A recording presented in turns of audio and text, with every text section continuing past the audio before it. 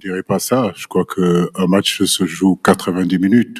Effectivement, les 30 premières minutes ont été intéressantes. On a eu les opportunités de marquer. Ça n'a pas été le cas. Je crois qu'aujourd'hui, on est tombé quand même face à une très belle équipe anglaise.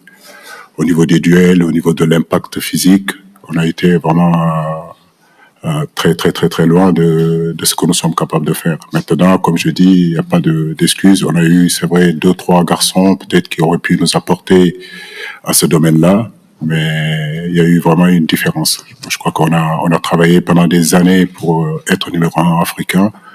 Aujourd'hui, c'était le Big Five du ranking FIFA et la différence c'est nettement vue.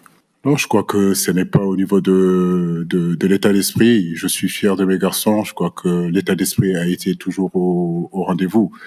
Mais il faut avouer aussi la suprématie de cette équipe qui était en face de nous, qui a mis beaucoup d'impact, qui a gagné beaucoup de duels, qui nous a fait reculer. Et à partir de là, c'est vrai que ça a été difficile. Ce premier but-là, qu'on prend à 5 minutes comment dirais-je encore, de la mi-temps, et puis ce deuxième but qui nous plombe.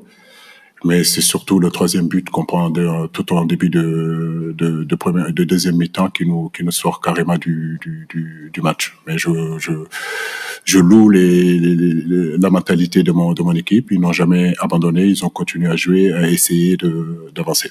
Coach, mes encouragements après cette élimination, c'est Mamadou Salif de IGFM Sénégal. J'avais une question, coach. En fait, j'aimerais savoir, est-ce que vous vous attendiez à cette physionomie de la rencontre? Est-ce que vous attendiez à prendre 3 buts face aux Anglais? Non, pas du tout, parce que notre force dans cette équipe-là a été toujours notre assise défensive, notre force défensive. Force est de constater aussi que depuis le début de ce tournoi-là, on a souvent pris des buts, même quand on a marqué 3 buts, on a encaissé toujours 2 buts.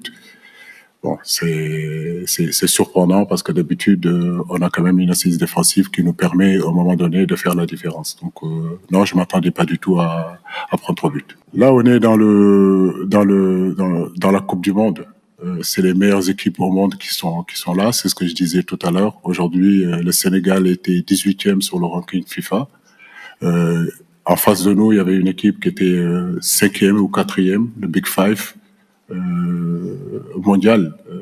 Tout ça, c'est un processus. Aujourd'hui, on a travaillé pendant des années et des années pour arriver à hisser notre niveau sur le continent. Maintenant, il faut que l'équipe du Sénégal continue aussi à travailler pour que justement les prochaines Coupes du Monde arrivent à rivaliser face à des équipes de cette envergure-là et de cette qualité. Pour l'instant, je ne veux pas parler de mon avenir. Je crois qu'il y a une défaite qui est là. Donc, on va d'abord prendre les enseignements concernant cette défaite. Et après, on verra bien ce qui se passera. Pour l'instant, je suis le sélectionneur de cette équipe nationale.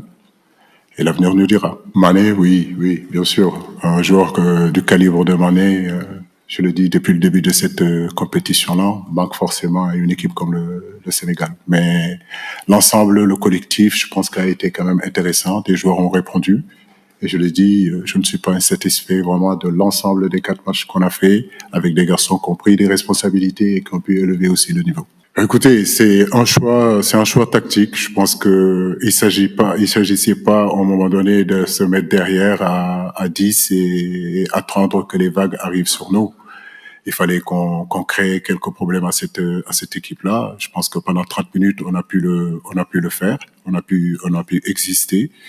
Et l'objectif, c'était de jouer. J'ai demandé à mon équipe de jouer parce qu'il servait à rien du tout de prendre les ballons et de les balancer.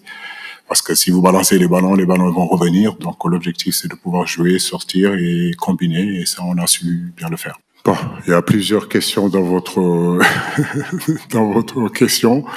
Mais ce que je peux vous dire, c'est que la force du Sénégal avant de venir dans cette Coupe du Monde-là, c'était quand même notre assise défensive. Tout le monde nous a témoigné que l'équipe du Sénégal, c'était une équipe qui ne prenait pas beaucoup de buts. Et c'est ce que je disais tout à l'heure. Le fait d'avoir pris autant de buts dans cette compétition-là est inexplicable. Donc, il faut que nous améliorons là-dessus. Ce n'est pas un problème de système. On a montré lors de la CAN qu'on était capable d'aller jusqu'à la finale sans pourtant prendre beaucoup de buts.